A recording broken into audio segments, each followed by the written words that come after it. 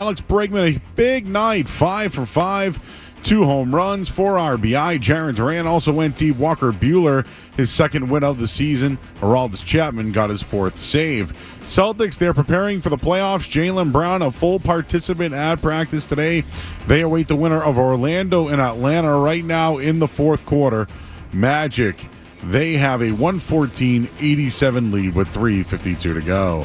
Headlines are brought to you by Valvoline Instant Oil Change. Enjoy quick and convenient vehicle maintenance this month.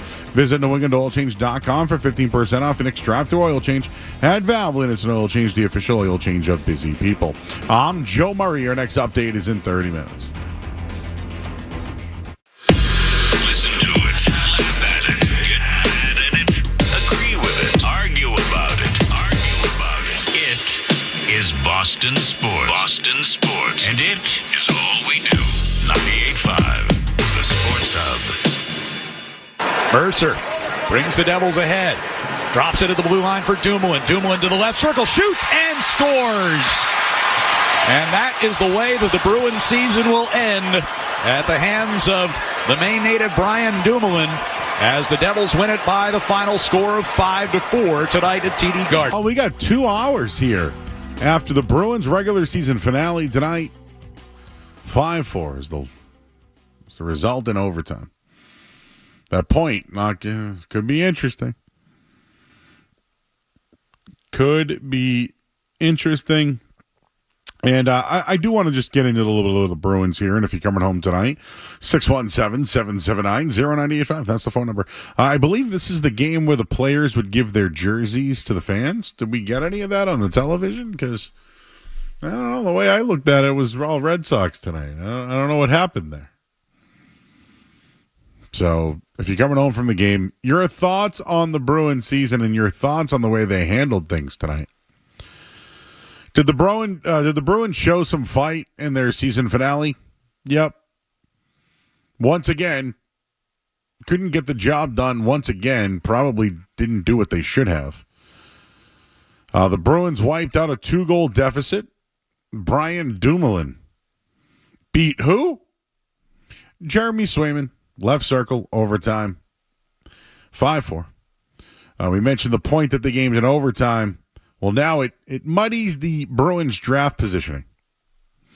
So they're even in points with the Philadelphia Flyers, who lost to Columbus on Tuesday.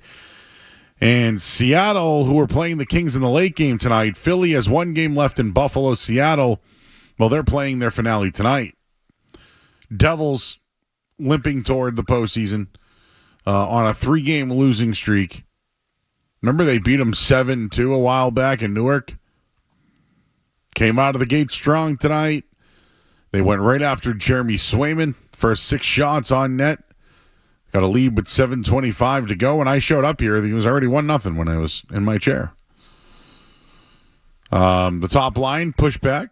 Pastrnak to Morgan Geekie, who won the 7th player award. Scored his 33rd goal of the season and extended Geekie's career high point streak now to 11 games. 9 goals and 10 assists, 19 points.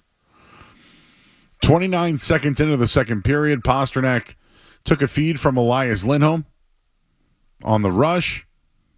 Nice little backhander. 6 straight multi-point game for David Pastrnak. And the Devils on the power play. You know the story from here on in. Bruins gave up the go-ahead goal 30 seconds after scoring a goal. What was it, Mark McLaughlin? One, like a play in the zone there. Anyways, I thought the Bruins would be draft-minded tonight.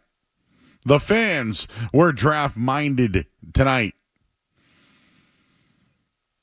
They even played Faranucci, making his NHL debut, scored a goal. Tying it up with 5:08 in the third. Fabian Lysell makes a nice play. Gets it to Hustadinov for the equalizer, and then they lose. Where was the draft mindset tonight? Do they care about the draft? I mean, I saw a team fight. I saw Swayman get beat late. I saw them have multiple deficit goals, again, down in a game. I saw them score a goal and give up a goal within minutes. I mean, this game had all the Boston Bruins season written all over it. Like, tonight was like the perfect, this is what the Bruins look like this year. They'll fight hard a little bit. But how many goals did they give up again tonight? Over 4. 5 goals. I have told you this. They have won one game this year. 4 goals or more.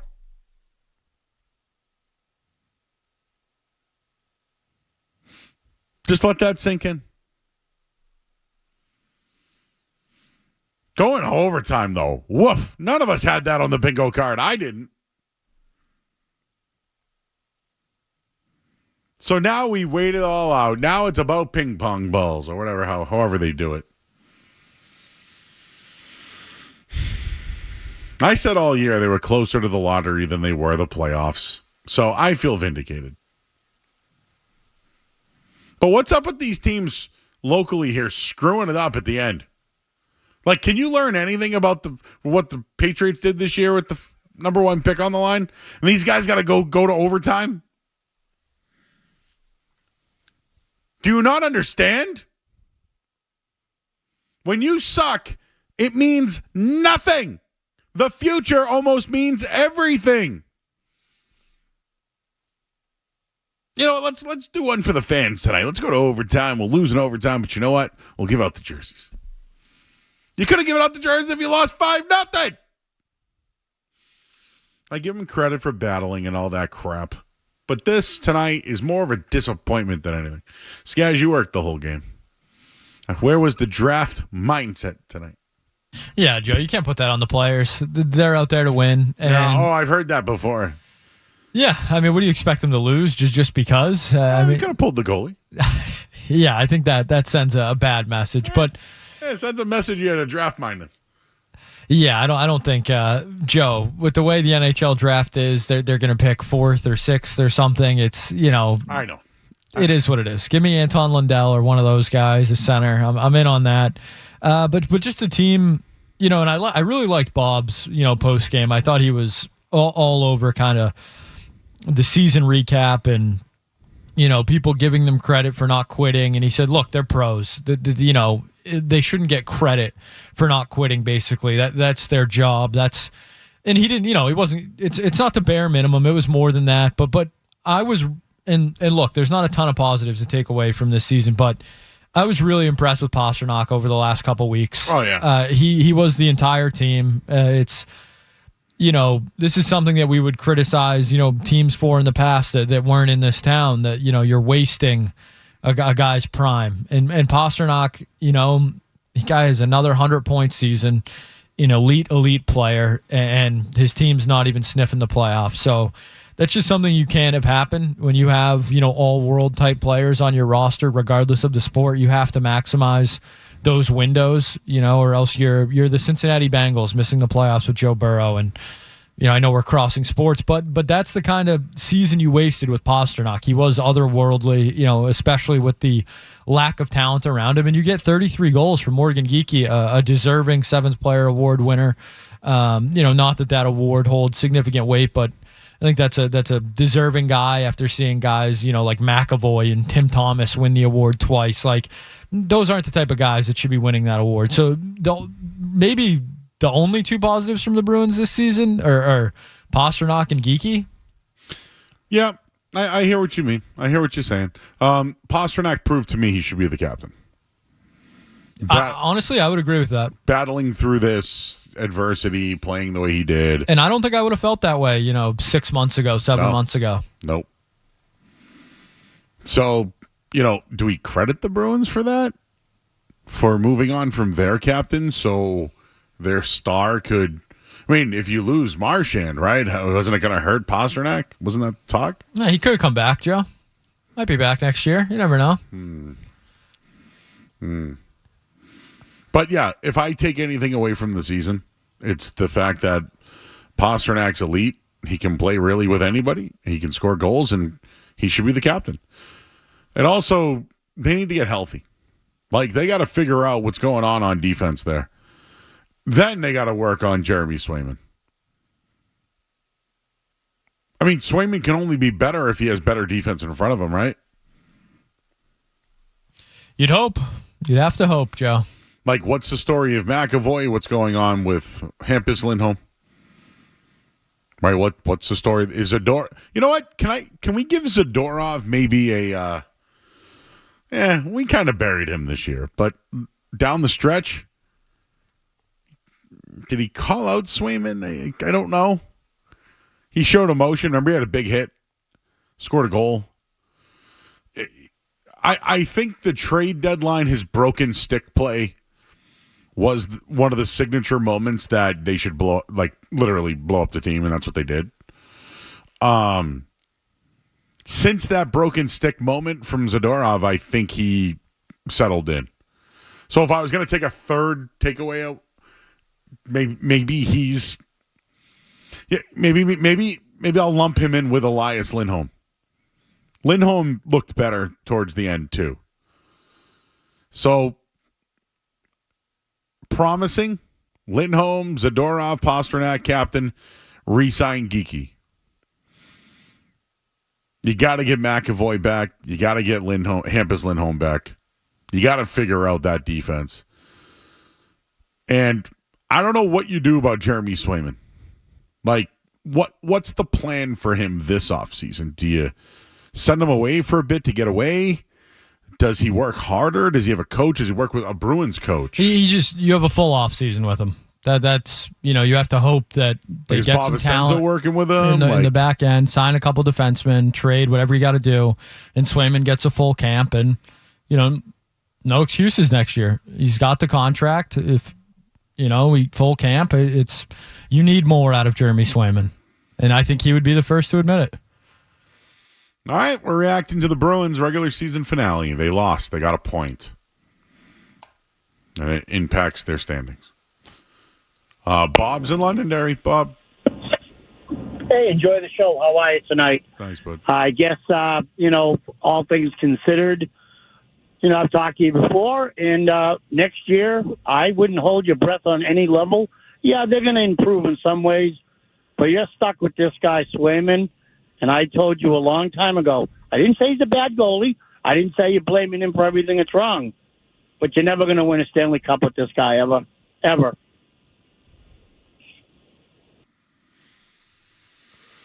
I don't know. What a take. I am rooting for him to have a full off season, take some ownership, face the humility. I mean, let's face it. Goalies in the NHL have great seasons, decent seasons, bad seasons, good seasons. For the most part, when you're consistent and you show up in big games, you can have a season like you did this year. It's just on the long view of it all, he went into business for himself, and that's the way the season went. So the Bruins need to find an identity next year. And I don't know what that will be. It used to be goaltending. I don't know what the hell it will be next year. I don't want it to be defense. But I don't know, a center, like a real center next to Pastrnak. When I say real center, I'm talking, the guy I like is Marco Rossi from the Wild. He's restricted. Mitch Marner, big money. Big money. We all know everyone loves Sam Bennett, right? He's not really a top-line guy, though. Can they find that player to go next to Pastrnak? You want to pay Marner $13 million a year, Joe? I know he's not a center, but... I like him, but I'm not... No.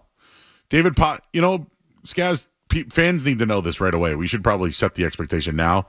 They're not going to pay anybody more than David Pastrnak, just like they didn't pay anybody more than Patrice Bergeron until they finally gave McAvoy the money, right? They're not paying anybody more than Pastrnak, and they don't want to go near Lindholm or even Swayman or McAvoy for that matter. 617-779-0985. JP's in North Providence. What's up, buddy? I can give you a little North End accent. What do you want, Joe? You want Providence, North End? Never know where you're going to find me. Hey, you know what the best take of the year was? Ryan Johnson did a hell of a job. First year to call this season with Bob Beers, who's one of the best in any sport. My shout-out is to Ryan Johnson. And can we start taking props now on the new coach? Who's in the lead? Mike Sullivan? Who are we going to go with, Joe? Let's have some fun with it. Let me Google those odds. But yeah, shout out to Ryan Johnson and Bob Beers. Great on the call all year long. Congrats to the Jeremy Conley as well. Excellent job down there. James Scaramazino back here. Anybody else? Jeff Williams. Jeff, was Howie doing any games this year? Howie did a couple. You got a shout out on the broadcast in between him chirping us all season. Yes, of course. Joe, we need like a Howie award. the Howie Sylvester Award. I'm in for that. Oh, yeah. Do you have something for me? I got something for you, Joe. The odds to be the Bruins head coach in 2025, 2026. Hold them. Big market tease. Yes. Big market tease right there by Skaz. We'll pause there. 617-779-0985. We're here till midnight tonight here on 98.5 The Sports Hub. You're listening to Joe.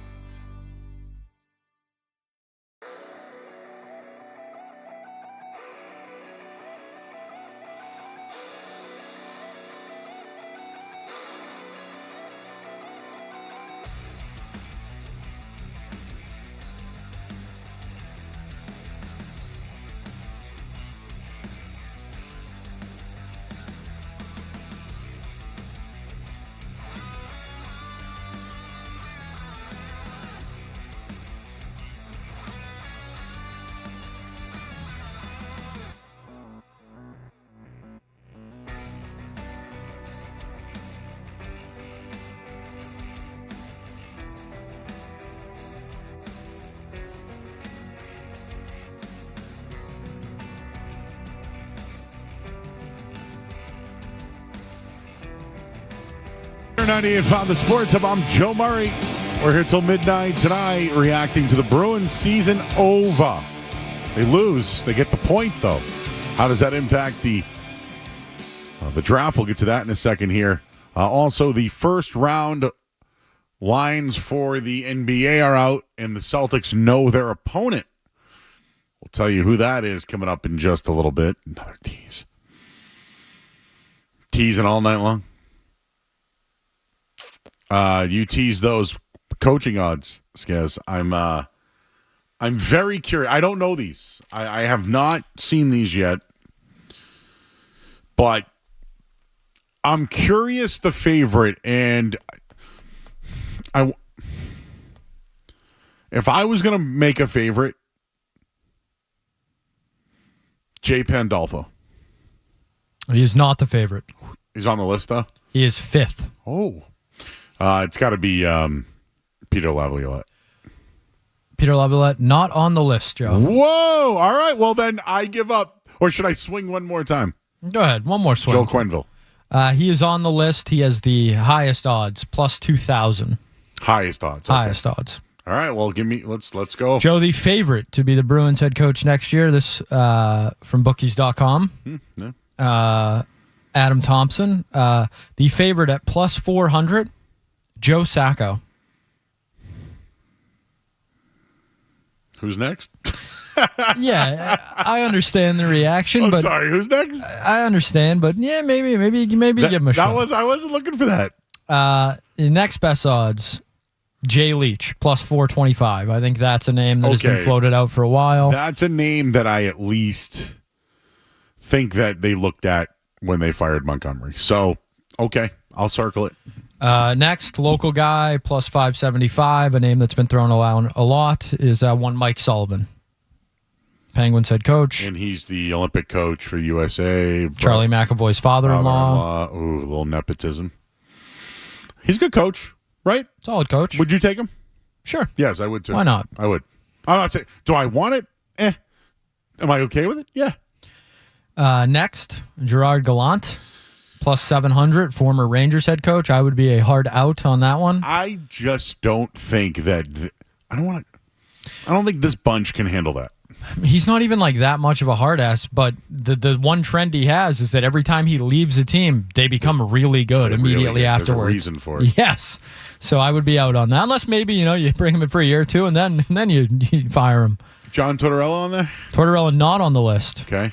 After Gallant, Jay Pandolfo, and Mark Savard tied at plus 750. Ooh, wow. The fans will love Mark Savard. I believe he is the Toronto Marlies head coach, or he's in the Maple Leafs system. I'm not exactly sure. The what thing he's I'll doing tell you right about now. him, though, is he's at least trying to become a head coach. Like we know his career got stopped short. So he is an assistant coach of the Toronto Maple Leafs. Yeah. He was somewhat in play when Montgomery got fired, or at least he was one of the names that were brought out there. But, post-playing career, I think he was with who was he with? He's been with a couple teams, right? I feel like he's been around for a bit. All right. The fans, I bet, would be behind that one. Former player, familiarity, coming up through the systems, coached some of the best players in the world. I'm okay. You know what? I'm okay with that one. Yeah, and then Rick Bowness, he was the Bruins coach a long time ago, No. Jets head coach. Very, very good coach, but he's an old, not to be an ageist, but he's an older guy. I don't think that's the right fit.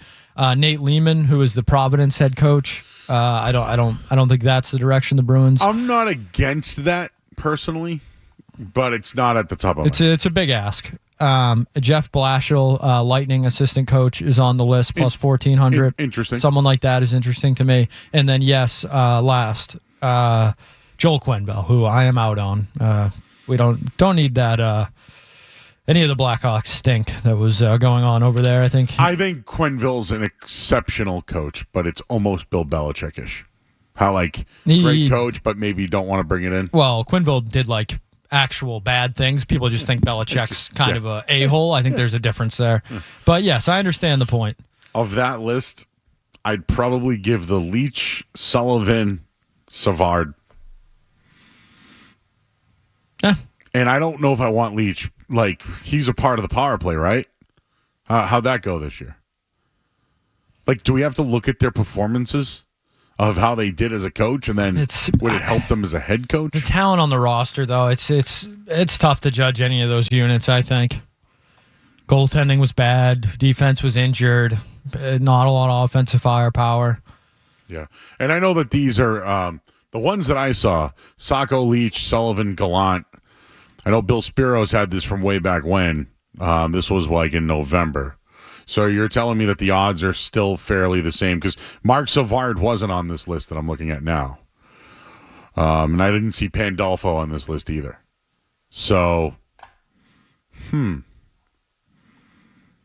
So these were the top guys. My apologies. This list. Okay, yeah, we're probably looking at the same list. Yes. Yep. But what could change here? Laviolette?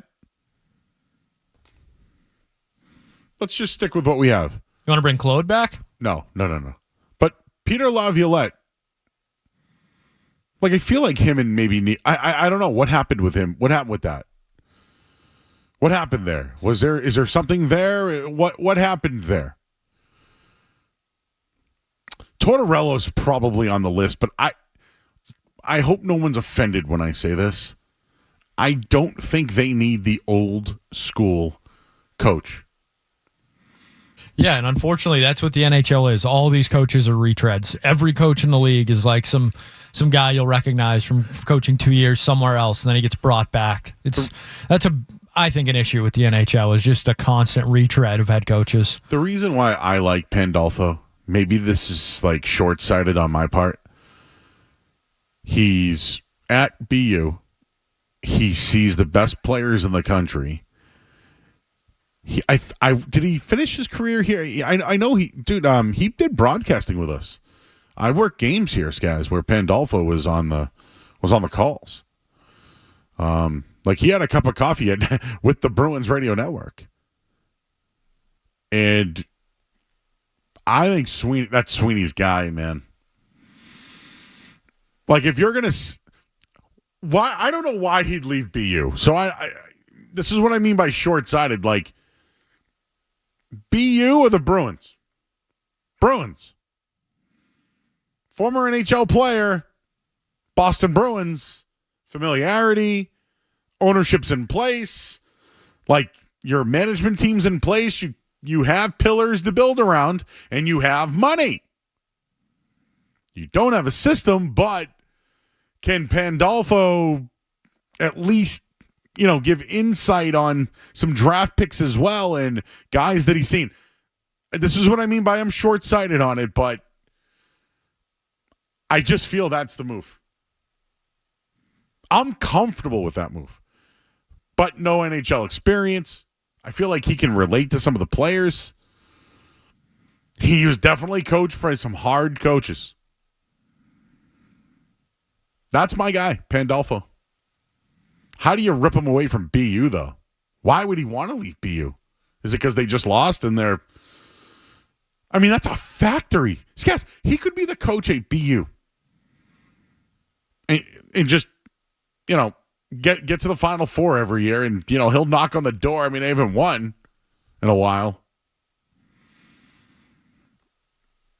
To me, I made the mistake this year of just because we can cross sports on this show.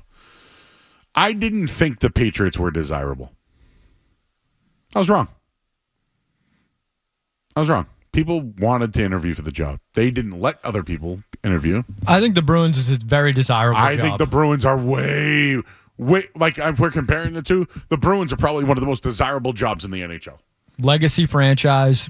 Original six. Have Pasternak. You have McAvoy. They've been in they've missed the playoffs once in 15 years. Say what you want about the drafting. The front office, did they pay NHL talent? Like Lindholm get paid. Both Lindholms got paid. Zadorov got paid. David Pasternak. You have David Pasternak. And you know what? You do have Jeremy Swayman. I know you don't want to hear it right now. Between Swayman, McAvoy, and Pasternak, I'm sorry. Those are your pillars. Doesn't look great today, does it? But Give me David Pastrnak. If I'm a coach, I want to coach David Pastrnak. If I'm a coach, I want to try to make Swayman better. If I'm a coach, I think you could make McAvoy the guy, like your assistant captain, help on the power play, like all that. He's a leader. But the draft has been horrible. And this is why they're here now. And they made a lot of restricted moves and trades at the deadline. They got to sign some of these guys back. Is Hustadinov a top 6 guy, Skaz? I don't know. Scored tonight, right? But that's a guy I'd bet on. What I mean by it is sign him because you just traded him. Is Middlestat, can he play center? Yeah. Can he be your third line center and put Lindholm at second line and find a top line? Yeah, I almost think that's good. Minton is your third line center even? Like if he ascends? So Minton, I'm wondering if is he a wing or a center? I don't know. But could you put Middlestat and Minton together? Like, could that be something with some other wing over there? I don't know who it is. Yeah, Bob seemed to think you might get like a Minton and Zaka on a line next year or something. That's fast. Something like that. That's speed. Yeah. That's speed. They have some pieces. But what I'm saying, could you put Lindholm in the middle of those two guys? Could you put Middlestat in the middle of those two guys? Yeah, and once again, Bob, he was all over everything postgame, but he said, I think Elias Lindholm is a second-line center, which fine. I think is fine. That's what he is. And quite frankly, he was replacing whatever DeBrusque was. He wasn't replacing any of the centers that they've had over the years. Yeah, he was never going to be Bergeron or Krejci. I'm not defending him, by the way. He wasn't great. No. Deserves criticism. But is he a number 2? I do. I think he is. And I think Middlestat's your 3rd. I like Zaka, but he's got speed on the wing. And Geeky now. You got to bump him up. And for as bad as the season went for the Bruins from the offseason outlook and your preseason expectations, I do think they deserve credit for what they did at the deadline. They were 14th in the standings, 15th in the standings, whatever it was. They traded their captain, which is, for a team like the Bruins, it's almost unheard of to do at the deadline, to kind of just, McAvoy got hurt, Lindholm was hurt. They traded the captain. They got legit assets back, picks and actual NHL players, some that are current NHL players, some guys that are going to develop into that, you hope. And now they're in a position where they can make the moves in the offseason. Now, however you feel about, who's making those moves, that's an entirely different discussion. But them going at the trade deadline and making the decision that basically, I don't want to say tank, but that's what happened. They sold pieces and they ended up getting, hopefully a top 6 pick, and they acquired legit assets to move forward with. That's something that, they needed to do. That was a necessity, and they did it. They pulled the trigger. And so the season sucked. It was not what you had hoped for, but they do deserve some credit for biting the bullet, because they could have tried and pushed for, an 8 seed or a 7 seed and all that. And I'm glad they didn't, Joe. I think they need 3 players. I think they need quite frankly, I think they need a center and two wings. Like today, right? Just today, guys. If we kept it the way it is, it's Lindholm, Pastrnak, Geeky, who showed you a little something down the stretch. I would not go with that next year. But Zaka, Middlestat, blank.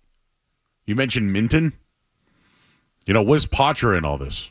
Is he going to be can he be the 4th line center? Can they just let him be the 4th line center and develop? I understand they want him to be the 3rd line center. I get it. In a way, could you get more out of Minton being a center? I think you could. I think you could. But I'm not ready to give up on Poitras. We talked about Lowry? I'm not ready to give up on Poitras yet either. But as far as the defense goes, Lindholm, McAvoy, Zadorov, Lowry's restricted, man. I know you said keep him. Peak's still here. He's got another year. Do you go back to that Yokoharu guy? I actually didn't think he was bad. Did you? He was fine. I like him better than Wotherspoon and all those guys, though. Yeah. Should I be getting excited now?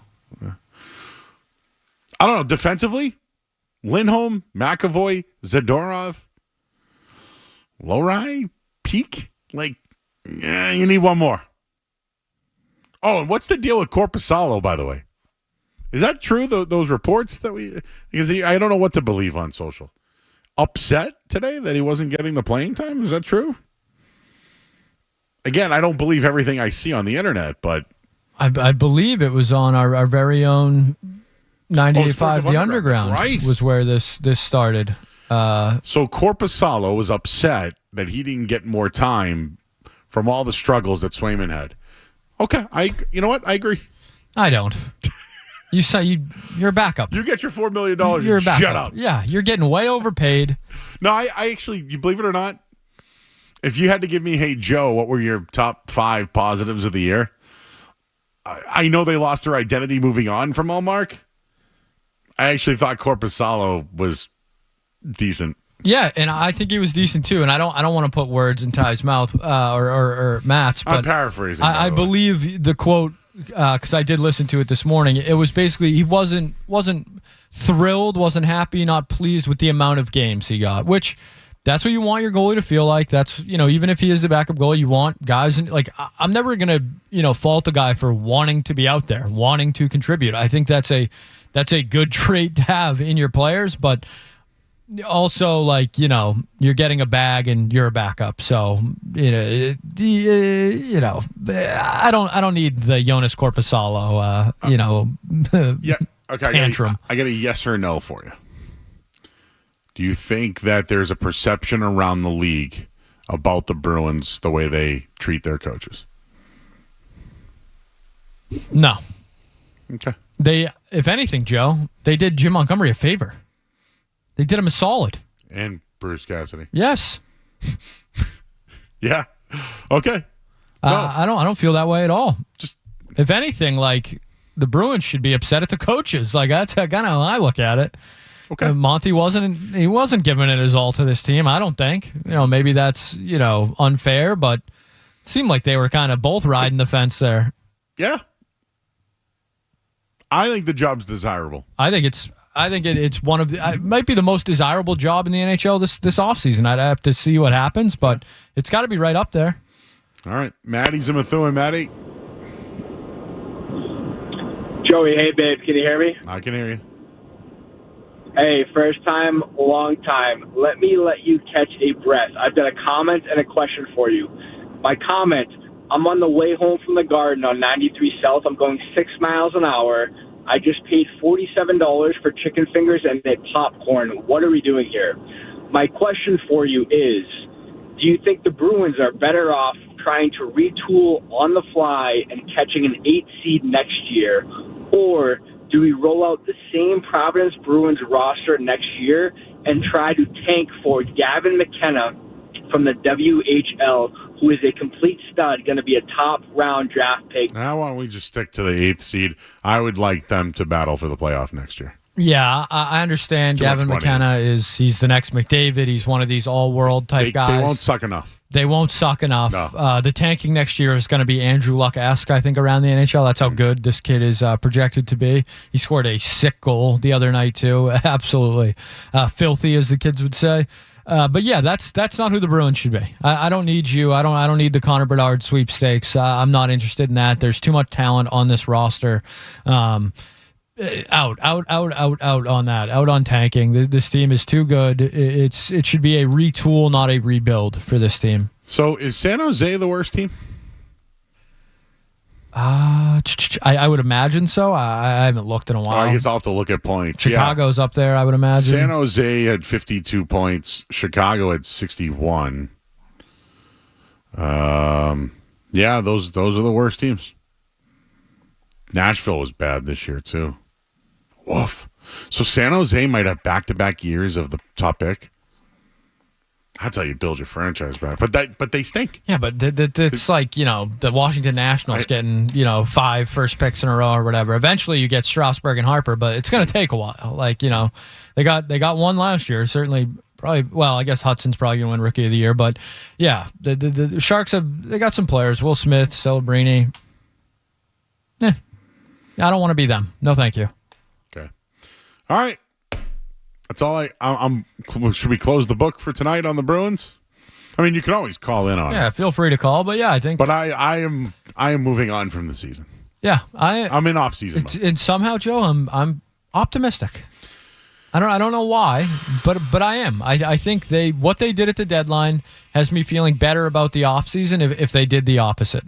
If they fought for that, they weren't winning this year. I think they made the right decisions, and now too. It's on them. Okay. All right. If you want to talk about it, you can. The Celtics have their opponent. I'll tell you who they are right now in Sports Hub Headlines. Essential Sports Hub Headline, presented by Celsius.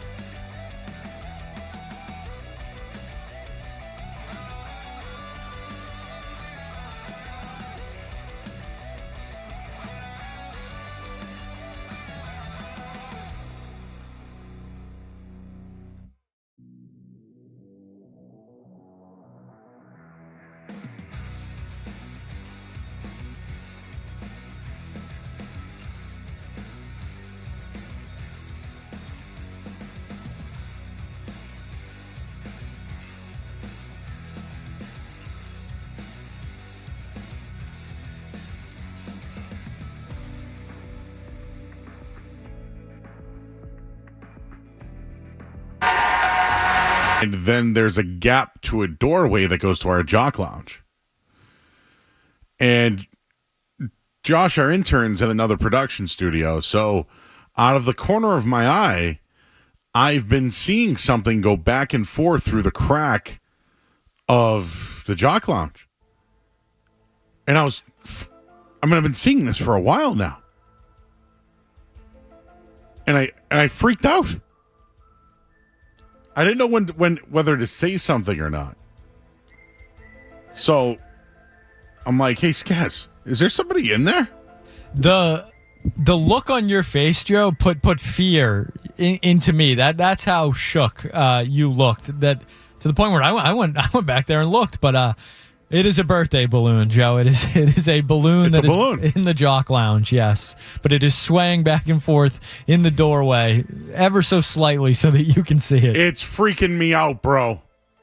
We got to end it. We got to get rid of that thing. Whoever's in tomorrow, it's going to freak them out.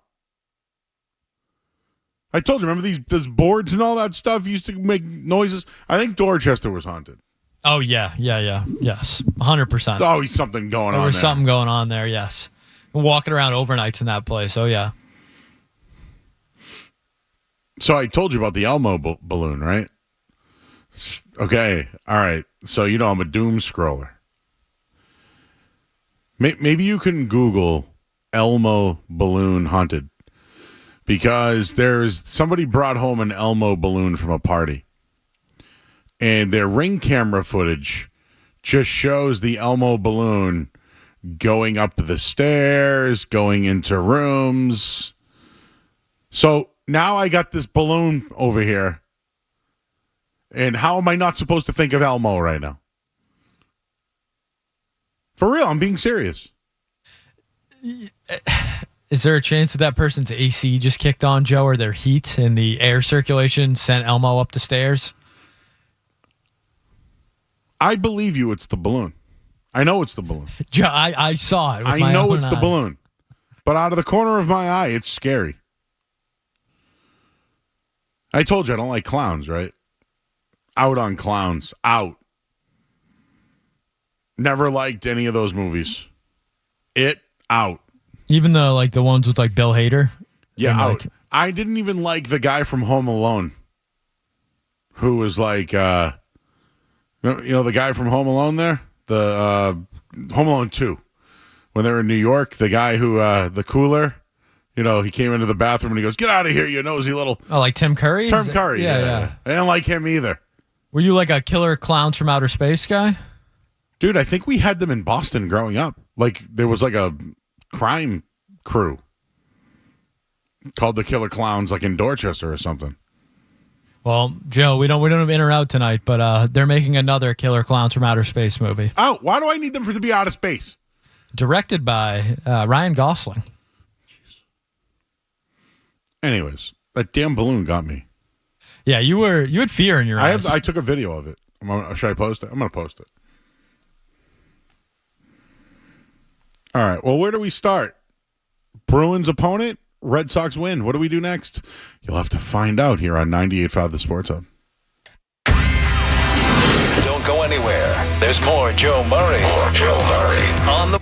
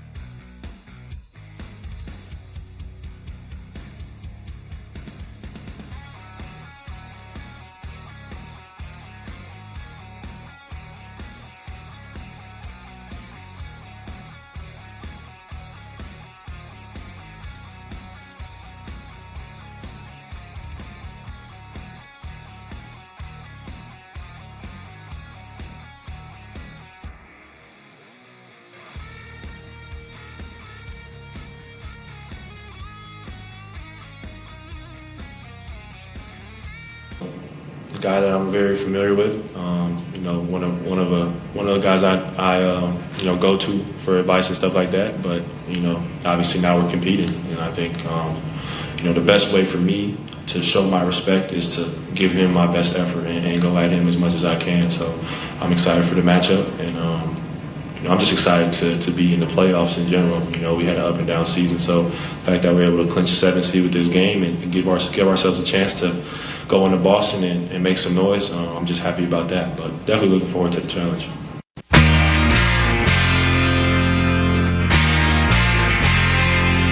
Well, that was Paulo Banchero, one of the stars for the Orlando Magic, played at Duke University, knows Jason Tatum very well, and we'll get to know Jason Tatum pretty well over the next week or so, as the Celtics will host Orlando this Sunday in the first round of the playoffs. I already told you the betting odds are extremely in the Celtics' favor, minus 8,000. So let's take a look at the Orlando Magic. The next one up that will have to tap out. I don't think they can do much against the Celtics, but the Celtics are 3-4 their last 7 against them. They're a physical team, no doubt about it. Franz Wagner has played well. Paulo tonight at 17 points.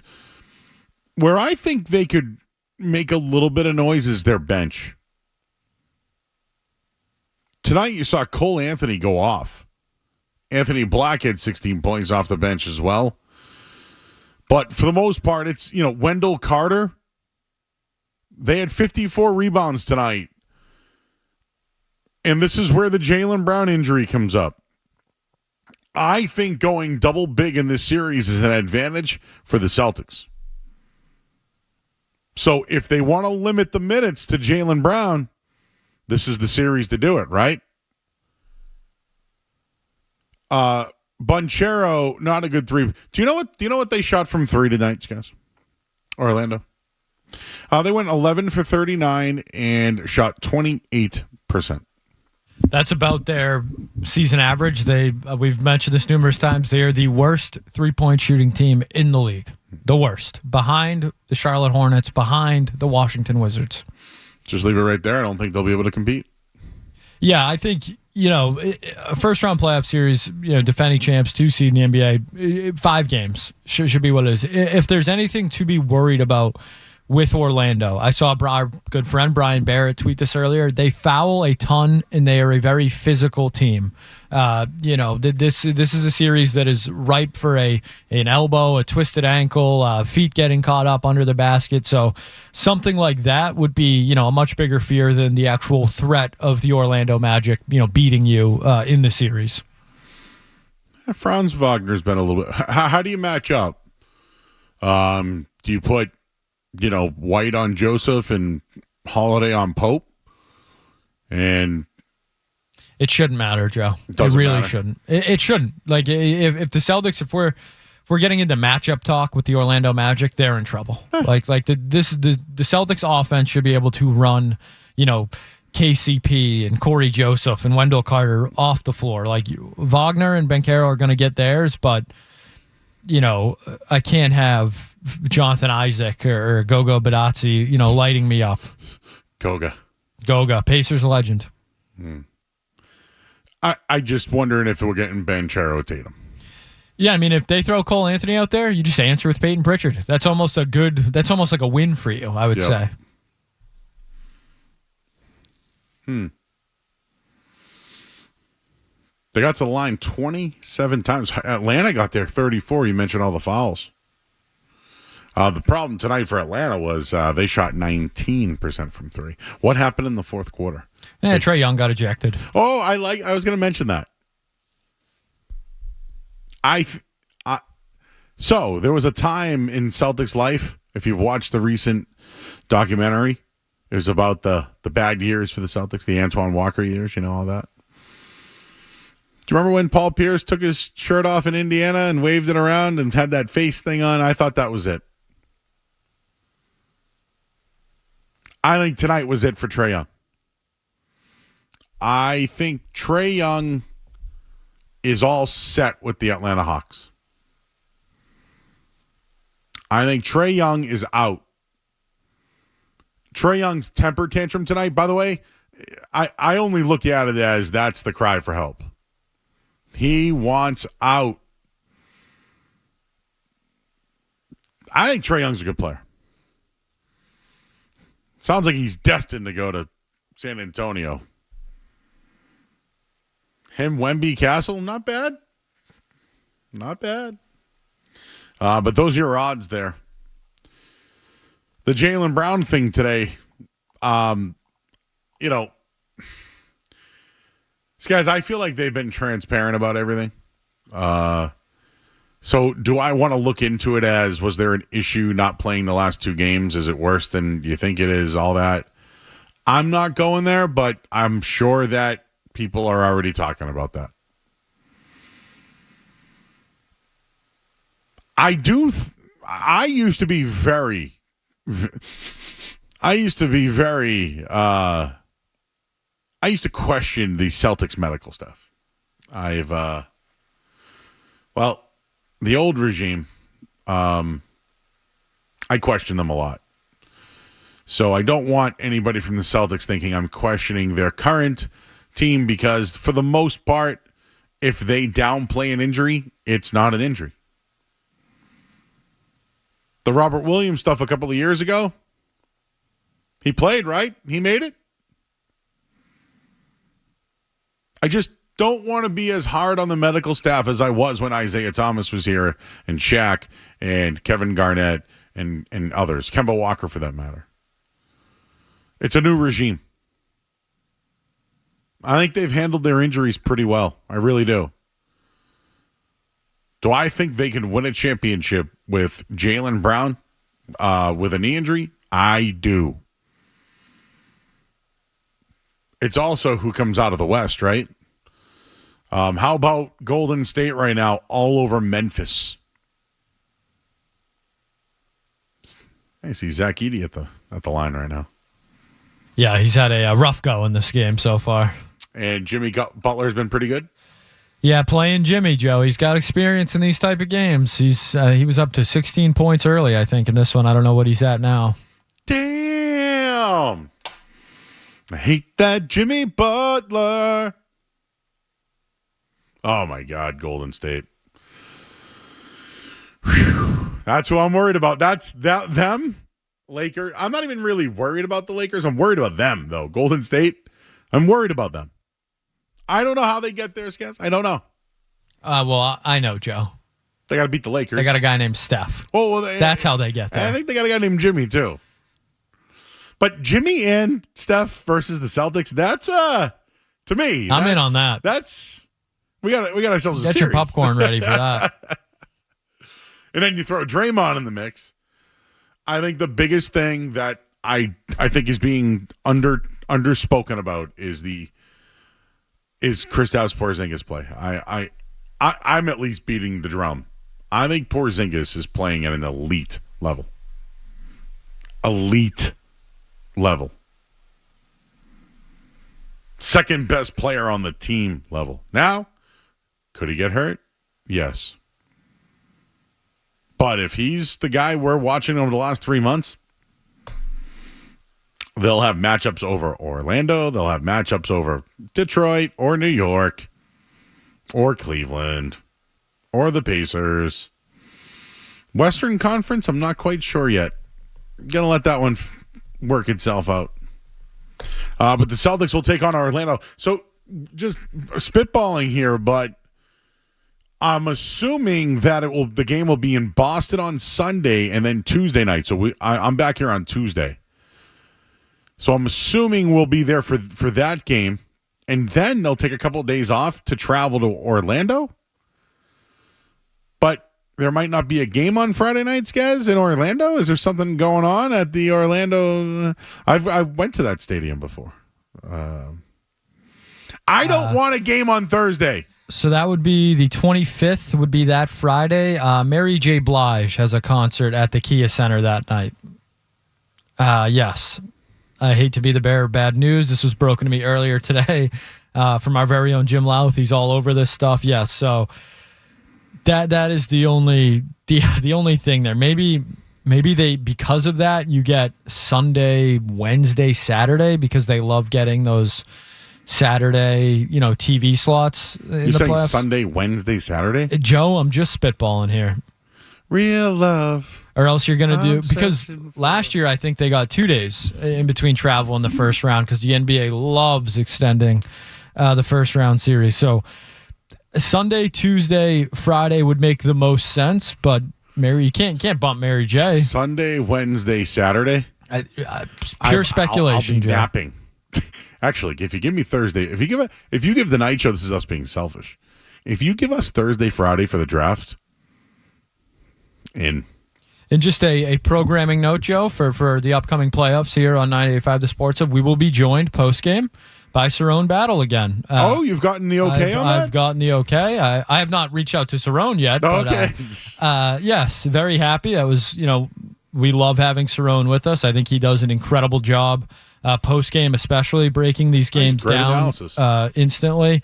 So we've gotten the go-ahead. Cerrone will be with us post-game, the entire Celtics playoff run during the week. I'm very much looking forward to that. So, Mary J. Blige. Real love. I'm searching for a real love. Someone to set my heart free. Real love. What was the other song that she sang? God.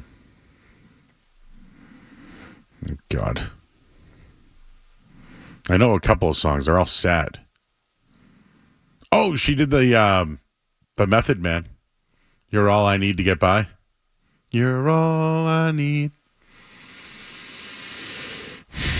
And then she had the Not Gonna Cry song. I don't know if you remember that. That was from Waiting to Exhale. That was a Whitney Houston movie. Yeah, I'm not gonna cry. All right, well, Mary J. Blige might help us. Maybe. I think she kind of hurts us because we would have loved that Friday night game. But we'll see. All right. Mary J. Ban on 19. People are happy about Cerrone. Hey, the Red Sox tonight. They won. Bregman. Good. Gonna be a daddy. Second time. Two-time. He had a double dong night as well. We'll get into that coming up next here on 98.5 The Sports Hub. You're listening to Joe. You're listening.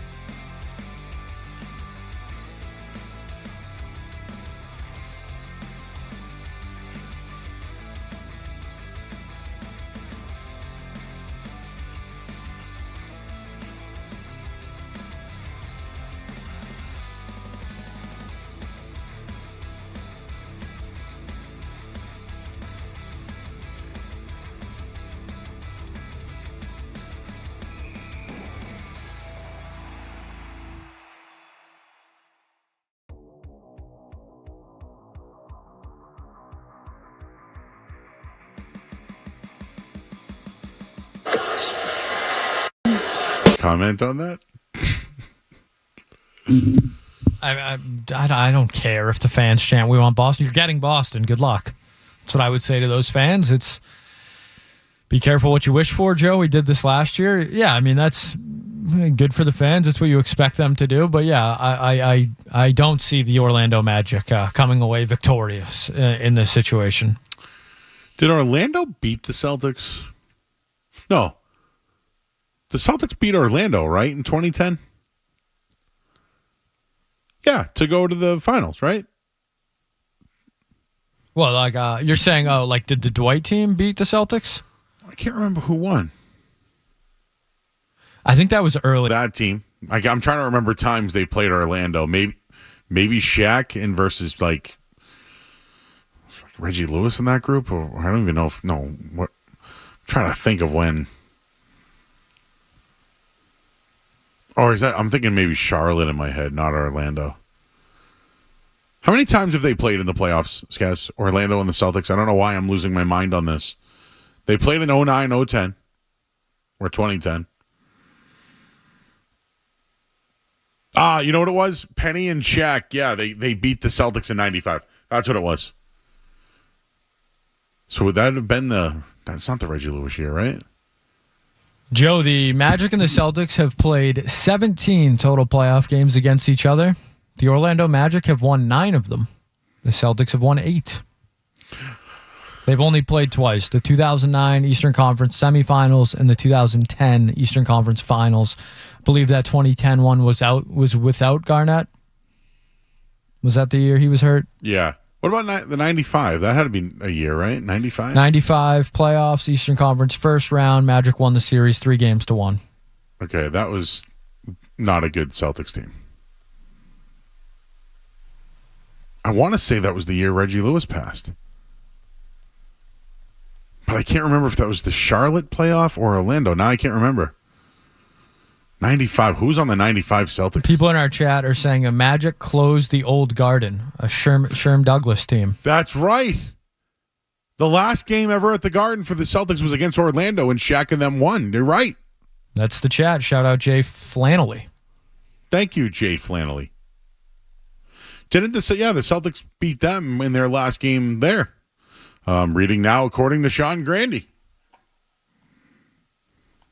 Dominique was on the team, Joe. Oh, God, that was 1995 Celtics? Yeah, they got Dominique. It's a big signing. Is that like a Shaq or like Rasheed Wallace type signing? Well, nobody ever wanted to. Yes. Yep. That's exactly what it was. I'm trying to remember. Man, that team stunk. That's right. Sherm Douglas, Dana Barros, D. Brown, Eric Montross. That was that year.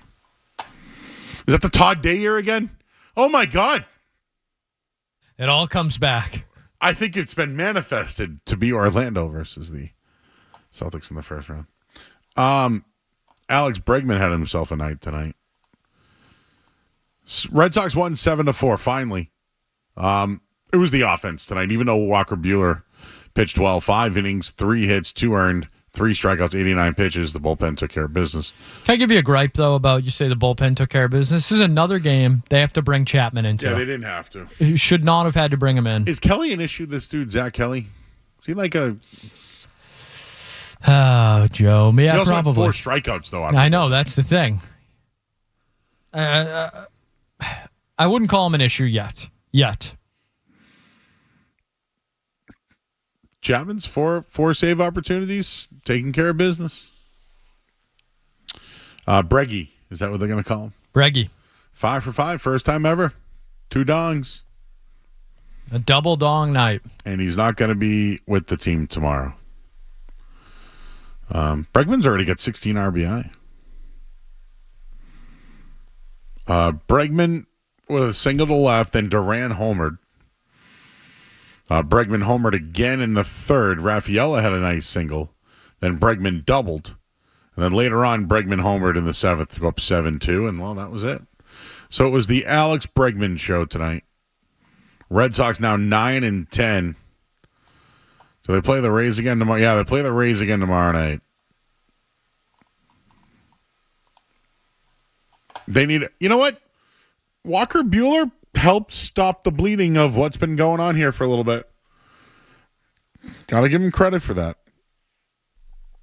Let's go back to the phones here. We started with the Bruins because they lost tonight but got a point. And Jim's in Florida, and he wants to talk about the Bruins. Joe, how you doing? How you doing? Kind of sad tonight. I feel like the finality of that whole run that started, years ago, like 15 years ago, I feel it like is come to pass, and I'm very pessimistic about the future because, until they fix this draft and development problem that they have. I mean, you go back when that run started, and you look at all the players that they drafted and developed, guys like Kessel and Lucic and Bergeron and Krejci and Wheeler. You could go on and on and on. Who's the next crop going to be? And I just feel like until they fix that, figure that out, and maybe Sweeney can do it. Maybe I'm not going to beat the drum to have him fired, but until that gets fixed, I think they're just going to be a middling team. I think they're going to be insignificant, and I hate to say that, but I think that's going to be the truth. I have a little bit more hope than you do. I'm surprised by this. Yeah, I hope that they get a player to go with Pasternak, because for the past couple of months I've been really impressed by him. I mean, he's been taking the puck, he's been driving to the net. I've seen him for the first time in a long time, I think, or ever really, attract like 2, sometimes 3 defenders to him, and he's become kind of like a bull in a china shop the way he plays, and I like it a lot. So if they get another top-line player to go with him, that's a reason for me to watch. I hope that they find a coach and they find a guy to play with Pasternak. That's what I hope. Yeah. All right, Jim. Appreciate you, buddy. Thank you. Well, Cam's in the car. Hey, Cam. Hey, what's going on, Joe? How you doing? How you doing? So here's the deal. Last year, everyone was saying that the Boston Celtics had it easy because they were by miles and miles away the best team in the Eastern Conference, let alone the NBA, obviously. This year, the West is significantly bigger. However, given how bad the Eastern Conference is outside of Cleveland, what is the excuse going to be this year? They beat Orlando, then we're going to end up beating Milwaukee or Indiana or whatever the case may be. What is the excuse that's possibly going to come place this year to the Celtics? Jaylen Brown. Go figure that one, huh? Yeah, that's all they got. Or what else can you have? I mean, I think there is pressure of winning back-to-back, and I think there is pressure of being the first team here to win back-to-back since Bill Russell. I mean, I think there's just pressure on that alone. So agree with you 100%, Joe. Love the show also, by the way. Especially living back-to-back, winning in Boston, I think it makes a significant difference. But, I mean, what is so – I know not to, bring up a different debate that people are having that you and I don't debate on. What is so difficult for people to understand that the Celtics are just a good team? Because the stars aren't flashy, but they get the job done. Exactly. That's what it is. They're boring. Their superstar isn't controversial. But let me ask you this, Joe. I mean, outside of being in the media and news for certain things, not to cross sports, can't you make the argument that the Patriots were boring? I mean, for God's sakes, the greatest quarterback of all time is just a pocket passer. What is so difficult? They weren't boring. Because of, scandals and Deflategate and stuff like that? Yeah, and I think Belichick always had a wrinkle. I mean, fair, but look at the way they played. I would never. Football. Here's the deal: you can't. You can always cross sports on the show. Okay, you're not forbidden to do that. I think the Patriots were not boring.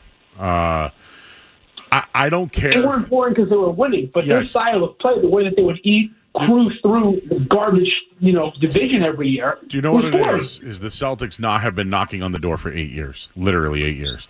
This is what, 4? Yeah. This will be 4 or 5 straight Eastern Conference Finals. I can't even remember anymore. But that's what it is. People see the Celtics, they see their talent, they see the free agents that they got, the draft picks, Joe, and they couldn't get over the hump. I think this might be 6. Yeah, it might be 6. All I'm trying to say is last year, they finally got over the hump, and people are just like, yeah, well, he's not an MVP and Brown's the better player. It's all narratives. The thing is, there's nothing controversial. Like the Bulls going for it were controversial with Jordan, right? San Antonio was boring, but they didn't matter. They won 5. You know what I'm saying? Like the Lakers are flashy. There's nothing really for anyone to grab on to. Like if you watch the Warriors right now, watching Jimmy Butler play, like that's interesting to me. Like that's intriguing.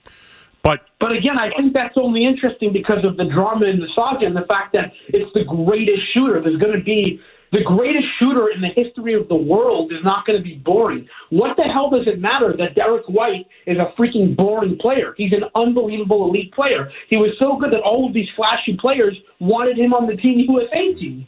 It doesn't make sense. In the end, Cam, do you care if what people say if they win? Honestly, absolutely. I really do. I'm a hardcore Bostonian. I'm a Chelsea boy. I love the Celtics. I just think that I remember the Friday that you were on Felgren Mass saying kiss the ring. It drives me actually. It does actually. I mean, ultimately we win, so screw everybody else. But ultimately, yes, it does matter. Because you look at the freaking bubble and First Take or ESPN shows and whatever, we get none of that. That's fine. And guess what? If they win this year, there's a three-peat. And just like Tatum said, what are they going to say now? Right? And I can appreciate you. I don't feel that way. I'm glad he's diehard in Chelsea. Cats Bagels. Love you guys. Do you care? Guys, if they win 2 championships and nobody's fired up about it, I don't care. I'll be fired up about it. No, Celtics fans will be fired up about it. I'll be fired up that, again, when they won the championship last year, I said they would repeat, and they're doing it. Because, again, this isn't about being right or wrong. It's just that, I don't know. I've worked in Boston media for 20 years. 20 years. And the Patriots dominated. The Red Sox dominated. The Bruins had some historical runs. This is one of the best runs I've seen. Yeah, I think the issue with the Celtics is that they're so good that talking about them is, their only failure is not winning a title. So that bar is so high that, you could take as many shots as you want because only one team wins a title every year. So if they fall short of that goal, anything you said about them, you can validate because that's how good they are. I think that's the difference with the Celtics compared to other teams. Other teams are more, quote unquote, interesting because the outcomes for those teams there's more likely outcomes. The Celtics are not losing to the Orlando Magic. They're not, unless, I don't know, Jason Tatum, Porzingis, Holiday, and White get hurt. I didn't think Denver would lose to Minnesota last year. But the way Minnesota went into that series, they had a chance. And Denver was a different team. They are. Absolutely. Absolutely. This Celtics team's a different team, but again, I gave you the numbers. They're an impressive team. Yeah, I do not care what leads off, First Take or, whatever the hell they're calling the shows nowadays. I do not care at all. The other night, I had ESPN on during the day, and Coach Bud just got fired. And they were talking about the Cowboys. Mike Malone got fired, or whoever it was, and I'm just like, where is this? Where are we talking about this? I don't know. Former coach of the Nuggets, whose coach is one of the best players in the NBA, gets fired. The best player in the NBA. I mean, you know what I mean? I mean, with Ime, right? It was a big story. We just didn't know what it was. That cost. We're gonna look back on that. Ime cost them. Maybe they weren't ready yet. Maybe they weren't ready. I think we could. You and I know that, right? But maybe. Maybe they steal another game against the Heat. They stole that game 6. We know that. I'm just saying. The Ime thing we might look back at. Yeah, we're going to get to see Ime coach against the Warriors next round, it looks like, Joe. Yeah. See if that drop coverage, he tries that out on Steph. I'm not too sure we'll see that Pat Udoka drop coverage on Steph Curry. I don't know if that's going to work. By the way, I'm gonna pump the brakes on the 3-peat quickly. They got to take care of 2 before. If they win 2, I'll be.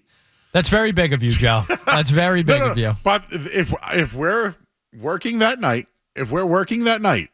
which we will be. Yes, unless it's like a Saturday or Sunday. And they win, we'll celebrate them winning. And then I will then give you the 3-peat. Because I'm telling you, if they can keep them together, they will. They're boring. They're good. They're good. They're good. They're good. And Tatum doesn't say anything. Jalen doesn't really say anything. I know, dude. I wanted to send you this thing. Maybe you saw it, but there was this video about Jason Tatum. He drives like a 2017 CRV and like eats like, you know. That's not true. He doesn't? I've seen what Tatum drives. He's got. Well, I saw some video cars. about how he's so humble and doesn't spend money. Yeah, and he's got some cars. Oh, okay. All right. Well, what do I know? Luke's in Fall River. Hey guys, I just want to quickly talk about the Bergeron era, Marchand era. It's officially over. Marchand's gone. I want to talk about how overrated that era was. I mean, you win the Cup in 2011, and then I feel like we're all just on nostalgia with this. The missed opportunities from then is absolutely wild, and I can't sleep at night thinking about it sometimes. Starting with 2013, you blow the game in the TD Garden, final minute, you blow that. Just continuing on, you can jump all the way to 2019 with that. We know that crap. And then you go to the record season, 2023, you break the all-time win record, and you crap your pants again, blowing a 3-1 lead. And now that this era's done, we're all sad about it. And we had some good times, but I can't sleep at night thinking we could have probably 2 or 3 more cups than we did. I don't know what you guys think about that. But I don't think anyone would disagree with you, Luke. You don't think so? Do you think people are defending them? Yeah, I feel like it's just everyone's talking about the good old... Give me a name. Give me a name. Even that last guy talked about the Bruins. What did he say? The last guy just said he doesn't believe that they're going to go back to the playoffs. I'm not talking about now. I'm talking about before. I don't know what last guy you're talking about. Who doesn't? It's just so... Luke! It's so overrated. They were overrated and disappointing. Who is saying that it wasn't? Who? Everybody, you don't see... No, I want names. The good old days of the Bruins. Not on this station. What station are you listening to? What station do you listen to? How we were so dominant. No! Answer my questions!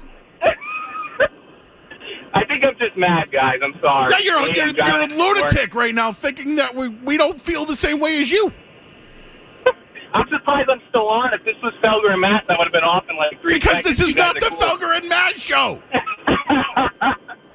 I just started listening to this show. It's pretty good. I'm going to listen every time I come home from work. Thank you.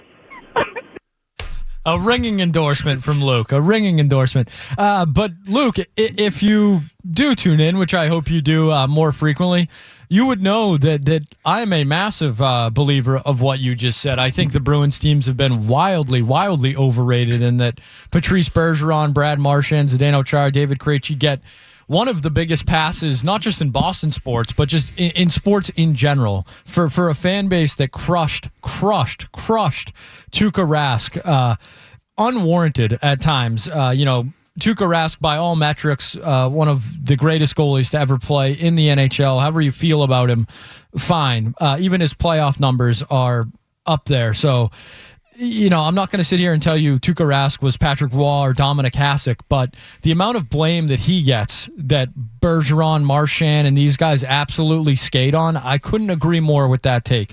The choker was not Tuukka Rask. The choker was everyone else on the damn roster that gets zero blame. So, yes, I co-sign that take as well. Not going to hear it on this show. Think I'm going to defend that group? No. We were here the night that they blew that Game 7. We were here the night that they had the greatest season of all time and lost. We were here. I had to take all those calls all night long. I told you, Jim Murray tells me to this day that when they went down against the Blues, he left his house, grabbed a beer, drank it on the way home by himself, and he knew he didn't need to watch anymore. I think he walked. Home. That's how mad he was. But when you're that kind of fan, because you've seen it, right? It's weird, but I've seen that look before in teams. That's why the Red Sox changed for me, Skaz. It was 13 where it changed for me. I didn't think they could win a year. What was it? 12 years ago now. Was it the marathon bombing anniversary? By the way, I think it is. Yeah. Wow. Okay. Well, we keep all those people in our purse. That was 12 years ago. People didn't believe they could do it then. In 2018, I think there were some people. They were a wagon. Don't get me wrong, but I don't know, man. There was the look in some of those Bruins' eyes sometimes where you like. Don't peak too soon.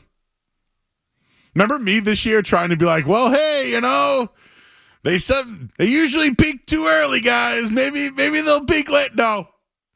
I knew quick that they were closer to the lottery than the playoffs. We got to go to break. I'm Joe Murray. Essential Sports Hub headline presented by Celsius Energy Drinks.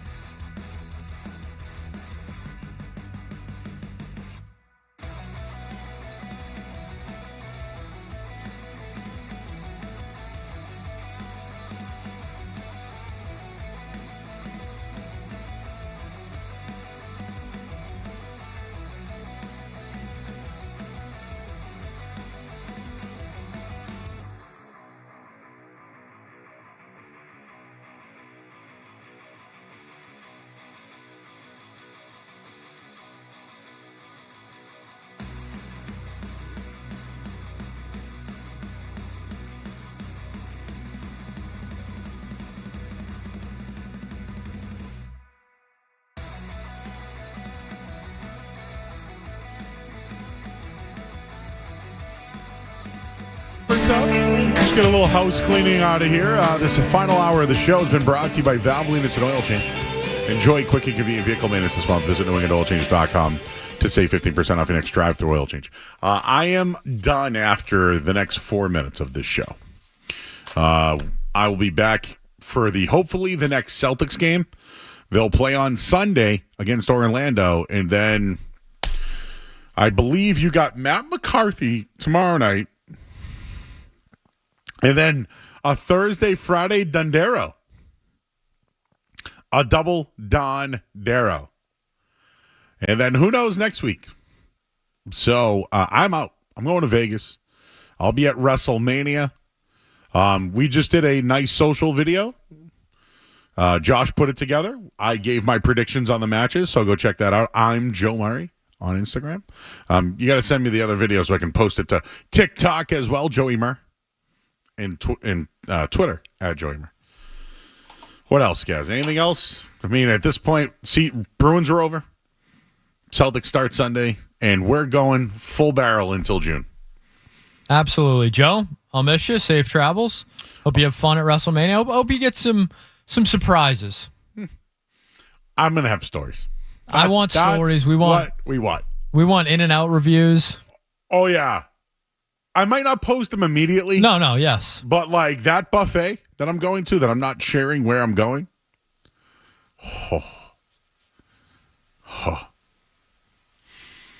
By the way, thank you to Jay Stu for this beautiful jacket. I'll post that later too. So thank you. But I'll get to watch John Cena's last WrestleMania. The Rock will be there, hopefully. See a lot of the wrestlers.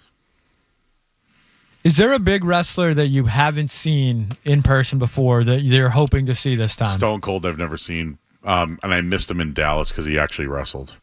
He came out, but that'd be one. Yeah. Like new era, though. I'd love a surprise like a Brock Lesnar. I don't think it's going to happen. Maybe Daniel Bryan leaves AEW and comes. I don't know. Like that kind of thing, you know, but I don't see it happening. Joe Hendry? Ooh. You know, how come we don't use that as a... maybe we mix that one in. Yeah, I believe in Joe Murray. Like, you know? I like that. Yeah. And we're hoping that the Celtics do not impact the NFL draft, because if there is no Celtics game next Thursday, we will have a live NFL draft show. Myself, Alex Barth, Skaz will be here. We'll have a plethora of... Josh is doing his own thing at the Dean College Pavilion at Patriot Place. So we're in draft mode, WrestleMania mode, playoff mode. We're full barrel, everybody. Oh, The Last of Us again this week. I'll watch that on the plane ride home.